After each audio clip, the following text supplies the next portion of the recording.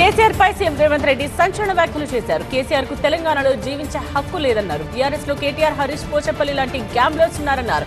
కాకి లెక్కలు చూపించి కులగణన సర్వేను తప్పనడం సరికాదన్నారు.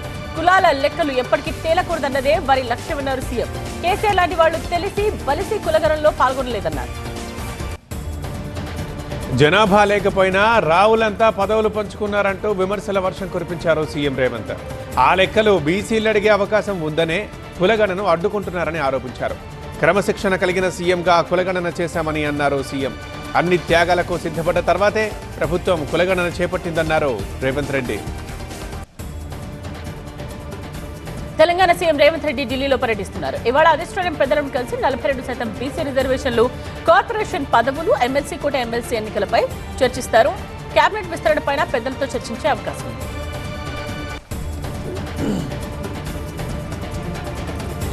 తెలంగాణలో కులగణన ఎన్నికల జిమ్మిక్కుగా తేలిపోయిందన్నారు మాజీ మంత్రి సబిత. సర్వే కరెక్ట్ అంటూనే రీసర్వేకు రెడీ అయినట్లు చెప్పారు. కులగణన బోగస్ అని చెప్పడానికి ప్రభుత్వం రీసర్వేకు ఆదేశించడమే నిదర్శనమన్నారు. కేసీఆర్ని సమాజం నుంచి దూరం చేయడం ఎవరి తరమూ కాదన్నారు. స్థాయిని మరిచి కేసీఆర్పై విమర్శలు చేయడం సరికాదన్నారు. సీఎం రేవంత్ కావాలనే కుల రాజకీయాలకు తెరలేపారని ఆరోపించారు. నిజామాబాద్ ఎంపీ అరవింద్ కులాల పేరుతో హిందువులను విడదీసే కుట్ర జరుగుతోందన్నారు. రేవంత్ చేసిన కులగణను తప్పుపట్టారు. కాంగ్రెస్, బీఆర్ఎస్ మాయలో పడొద్దని ప్రజలను కోరారు ఎంపీ అరవింద్. సీఎం రేవంత్ రెడ్డికి పోయే కాలం వచ్చిందన్నారు మల్కాజ్గిరి ఎంపీ ఈటెల రాజేందర్. మోదీని తిడితే ఏమవుతుందో కేసీఆర్కి తెలిసిందని, త్వరలోనే రేవంత్కి తెలుస్తుందని అన్నారు. మోదీని ఢిల్లీలో పెద్దన్న అనే రేవంత్ ఇక్కడ మాత్రం ప్రగల్భాలు పలుకుతారంటూ ఎద్దేవా చేశారు. మోదీపై విమర్శలు మాని హామీల అమలుపై దృష్టి పెట్టాలంటూ సూచించారు. తెలంగాణ కాంగ్రెస్ వ్యవహారాల ఇన్ఛార్జిగా కొత్త వారికి అవకాశం ఇచ్చింది అధిష్టానం. దీపాదాస్ మున్షి స్థానంలో మీనాక్షి నటరాజన్ను నియమించింది. ఈ మేరకు కేసీ వేణుగోపాల్ ఇప్పటికే ఉత్తర్వులు జారీ చేశారు. మీనాక్షి రాహుల్ గాంధీ టీంలో కీలక వ్యక్తిగా చెప్తున్నారు నేతలు. హైదరాబాద్ లక్డీకాపూర్లో Telangana flex and printers employees welfare association కార్యాలయాన్ని ప్రారంభించారు ఎమ్మెల్సీ కోదండరాం. అసోసియేషన్ సభ్యుల్ని అభినందించారు. సెంట్రల్ కార్యాలయం ఫ్లెక్స్ ప్రింటర్స్ కార్మికుల సమస్యల పరిష్కారానికి, సంక్షేమానికి వేదికగా ఉండాలని ఆకాంక్షించారు. అసోసియేషన్ ఐక్యతతో ముందుకు సాగాలని కోరారు. కార్మికులకు హెల్త్ కార్డులు అందేలా చూస్తామంటూ హామీ ఇచ్చారు కోదండరాం. చిలుకూరు బాలాజీ ఆలయ అర్చకుడు రంగరాజన్ పై దాడిని ఖండించారు. ఎంఆర్పీఎస్ చీఫ్ మందకృష్ణ మాదిగ రంగరాజన్ ను కలిసి దాడి వివరాలు అడిగి తెలుసుకున్నారు. దాడులకు తెగబడిన వారిని కఠినంగా శిక్షించాలని ప్రభుత్వాన్ని కోరారు మందకృష్ణ. ఇలాంటి దాడులు పునరావృతం కాకుండా చర్యలు తీసుకోవాలన్నారు. ఏపీ రాజధాని అమరావతికి బ్రాండ్ అంబాసిడర్లను నియమించాలని ప్రభుత్వం నిర్ణయించింది. సుస్థిరత, అభివృద్ధి, ఆవిష్కరణ, సామాజిక స్థితి ప్రాతిపదికన బ్రాండ్ అంబాసిడర్ను ఎంపిక చేసేందుకు రెడీ అయింది. నామినేషన్ ప్రాతిపదికన నైపుణ్యం, అర్హత, స్థాయి ఆధారంగా ఏడాది కాలానికి బ్రాండ్ అంబాసిడర్ని అపాయింట్ చేయాలని చూస్తోంది. హైదరాబాద్ శివార్లో కోళ్ల పందాలపై స్పందించారు భూపతిరాజు శివవర్మ. పోచంపల్లి శ్రీనివాసరెడ్డి ఎవరో తెలియదన్నారు. ఆయన మేనరుడు జ్ఞానదేవ్ ఎవరో కూడా తెలియదన్నారు. ఫామ్ హౌస్ పోచంపల్లిదిగా మొన్ననే తెలిసిందన్నారు. సరదా కోసమే కోడి పందాలు నిర్వహించినట్టు చెప్పారు. సంక్రాంతి పండుగకి మిగిలిపోయిన కోళ్లతో గత ఏడాది కూడా పందాలు నిర్వహించామని అన్నారు. విజయవాడ సత్యవర్ధన్ కిడ్నాప్ కేసులో పోలీసులు స్పీడ్ పెంచారు. తాజాగా మరో ఇద్దరిని అదుపులోకి తీసుకున్నారు. నిందితులకు కోర్టు 12 రోజుల రిమాండ్ విధించడంతో జైలుకు తరలించారు. ఈ కేసులో వల్లభనేని వంశీతో పాటు ముగ్గురు ఇప్పటికే అరెస్టు కాగా, తాజా అరెస్టులతో కలిపి మొత్తం ఆ సంఖ్య 5కు చేరింది. ఇదే కేసులో ఇంకా పరారీలో ఉన్న వారి కోసం గాలింపు కొనసాగిస్తున్నారు పోలీసులు. ఏపీ డిప్యూటీ సీఎం పవన్ ఆలయాల దర్శన కొనసాగుతోంది. ఇప్పటికీ కేరళలో పలు ఆలయాలను దర్శించుకున్న పవన్ కళ్యాణ్ ప్రస్తుతం తమిళనాడు ఆలయాల సందర్శనలో ఉన్నారు. మధురైలోని మీనాక్షి అమ్మవారి ఆలయాన్ని దర్శించుకుని ప్రత్యేక పూజలు చేశారు. పవన్ వెంట కుమారుడు అఖిలానందన్, టీటీడీ బోర్డు సభ్యుడు ఆనంద్ సాయి ఉన్నారు. నీటి కోసం ఈ నెల 24 నుంచి పోరాట యాత్ర చేస్తామన్నారు మాజీ మంత్రి హరీష్ రావు. సంగమేశ్వర, బసవేశ్వర సాగునీటి ప్రాజెక్టులను కాంగ్రెస్ నిర్వీర్యం చేస్తోందంటూ ఆరోపించారు. ఆ 2 ఎత్తిపోతల పథకాల్ని పూర్తి చేసేదాకా ప్రభుత్వాన్ని ప్రశ్నిస్తూనే ఉంటామన్నారు. జహీరాబాద్, సంగారెడ్డి, నారాయణ్ ఖేడ్, ఆందోళన నియోజకవర్గాల్లో పోరాట యాత్ర ఉంటుందన్నారు. తెలుగు రాష్ట్రాల్లో బర్డ్ ఫ్లూపై అధికారులు నిఘా పెంచారు. జోగులాంబ గద్వాల జిల్లా పుల్లూరు టోల్ ప్లాజా దగ్గర వెటర్నరీ అధికారులు విస్తృతంగా తనిఖీలు చేస్తున్నారు. ఏపీ నుండి తెలంగాణలోని చేపల చెరువులకు కోళ్ల వేస్టేజ్ తెస్తున్నారన్న సమాచారంతో సోదాలు పెంచారు. కర్నూలులో బర్డ్ ఫ్లూ ప్రభావంతో గద్వాల జిల్లా సరిహద్దులను బంద్ చేశారు. ఏపీ నుండి కోళ్ల వ్యర్థాలు రాకుండా అడ్డుకుంటున్నారు. ముచ్చింతల్లో సమతా కుంభ వార్షికోత్సవాలు 6వ రోజుకు చేరాయి. సుప్రభాత గోష్ఠితో సేవలు ప్రారంభించారు. చిన్నజీయర్ స్వామి ఆధ్వర్యంలో 108 దివ్య దేశాలకు హోమాలు, ప్రత్యేక అభిషేకాలు చేస్తున్నారు అర్చకులు. ఇవాళ సాయంత్రం 5 గంటల నుంచి 108 దివ్య దేశాధీశులకు కళ్యాణం నిర్వహిస్తారు. భారత ప్రధాని మోదీ విదేశీ పర్యటన ముగిసింది. 4 రోజుల పాటు ఫ్రాన్స్, అమెరికా దేశాల్లో పర్యటించారు మోదీ. ఫ్రాన్స్ అధ్యక్షుడు మాక్రాన్తో కీలక ఒప్పందాలు చేసుకున్నారు. అనంతరం అమెరికా అధ్యక్షుడు ట్రంప్తో సమావేశమై భారత్, అమెరికా మధ్య బంధం బలోపేతంపై చర్చించారు. పరస్పరం కలిసి ముందుకు సాగాలని నిర్ణయించారు. రాజమండ్రిలో వాలంటైన్స్ డే వేడుకల పేరిట కొందరు న్యూసెన్స్ చేశారు. ఎస్పీ కార్యాలయం దగ్గరలోని ఒక పబ్లో డీజే మూతలతో స్థానికులు ఇబ్బందులు పడ్డారు. అర్ధరాత్రి దాటినా డీజే డాన్సులు, సౌండ్లతో అసహనం చూపించారు. నిబంధనలు ఉల్లంఘించే పబ్ నిర్వాహకుల తీరుని తప్పుపట్టారు. పోలీసులు పబ్లపై కొంచెం ఫోకస్ పెంచాలని వారు కోరుతున్నారు.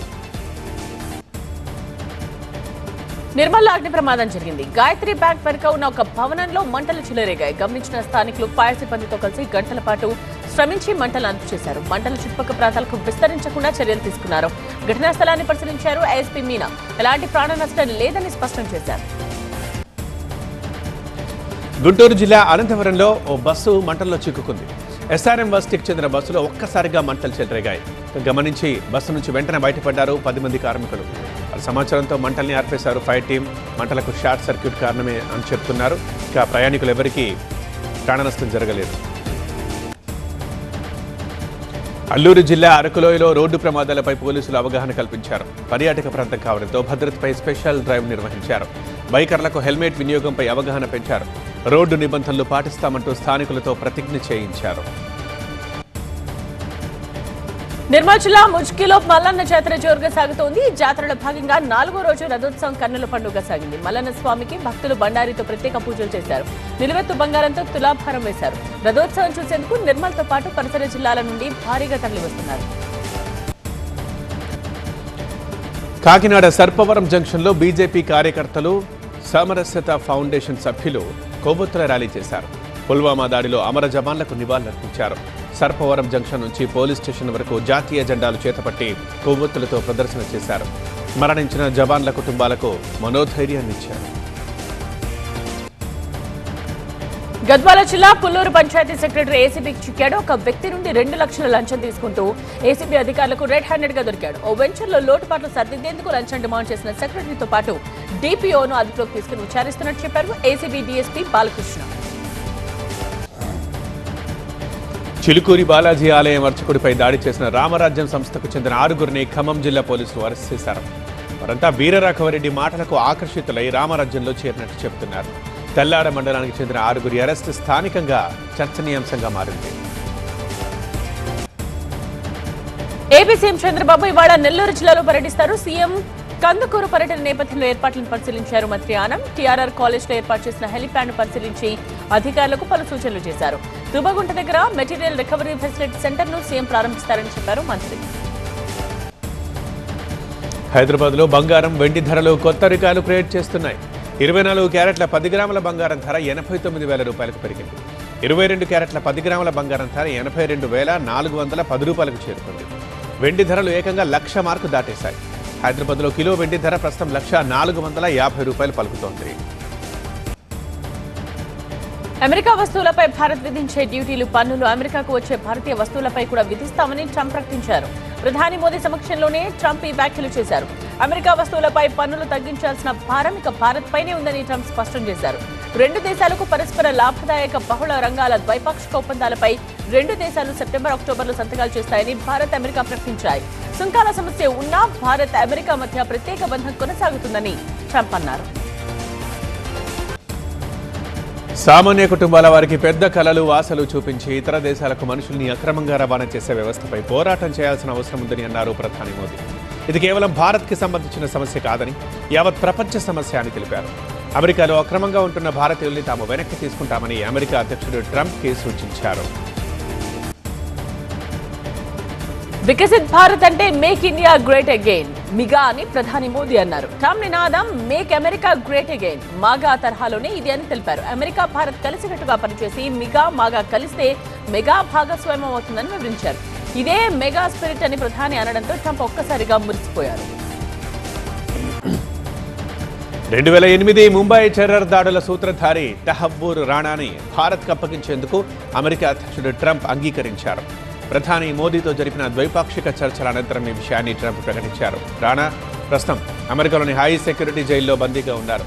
అత్యంత ప్రమాదకరమైన వ్యక్తిని భారత్కు అప్పగిస్తున్నామని తెలిపారు ట్రంప్.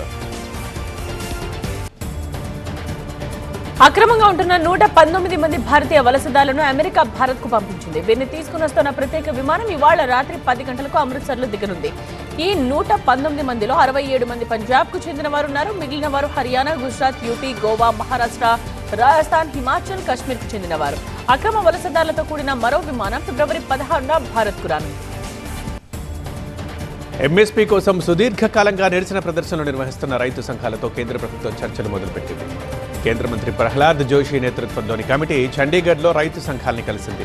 నిరవధిక దీక్ష చేస్తున్న రైతు సంఘం నేత జగ్జీత్ సింగ్ డల్లేవాల్ కూడా ఈ చర్చల్లో పాల్గొన్నారు. కర్ణాటక కాంగ్రెస్ లో అంతర్గత కలహాలు తీవ్ర రూపం దాల్చుతున్నాయి. రాష్ట్ర కేబినెట్ పునర్వ్యవస్థీకరణ చేపట్టాలని deputy CM DK Shivakumar party high command కోరారు. కేపీసీసీ అధ్యక్ష పదవి నుండి తను తొలగించాలంటున్న సీఎం సిద్ధరామయ్య వర్గీయులకు చెక్ పెట్టేందుకు కేబినెట్ పునర్వ్యవస్థీకరణను శివకుమార్ అస్త్రంగా ఎంచుకున్నట్టుగా కనిపిస్తోంది. ఉత్తమ ప్రజాప్రతినిధులు అర్థవంతమైన చర్చల్లో పాల్గొంటారని లోక్సభ స్పీకర్ ఓం బిర్లా అన్నారు. చట్టాలు రూపొందించేటప్పుడు చట్టసభ సభ్యులు విస్తృతంగా అధ్యయనం చేయాలని సూచించారు. హర్యానా శాసనసభకు కొత్తగా ఎన్నికైన ఎమ్మెల్యేలకు నిర్వహిస్తున్న శిక్షణ తరగతుల్ని ప్రారంభించారు ఓం బిర్లా. ఉత్తరాఖండ్ లో జరుగుతున్న 38వ జాతీయ క్రీడలు ముగిశాయి. హల్ద్వానీలో నిర్వహించిన ముగింపు వేడుకల్లో కేంద్ర హోంమంత్రి అమిత్ షా, క్రీడా శాఖ మంత్రి మన్సుఖ్ మాండవీయ పాల్గొన్నారు. జాతీయ క్రీడల నిర్వహణ ద్వారా దేవభూమిగా ఉన్న ఉత్తరాఖండ్ ఇప్పుడు ఖేల్ భూమిగా మారిపోయిందని అమిత్ షా అన్నారు. 35 క్రీడల్లో నిర్వహించిన పోటీల్లో వేలాది మంది క్రీడాకారులు పాల్గొన్నారు.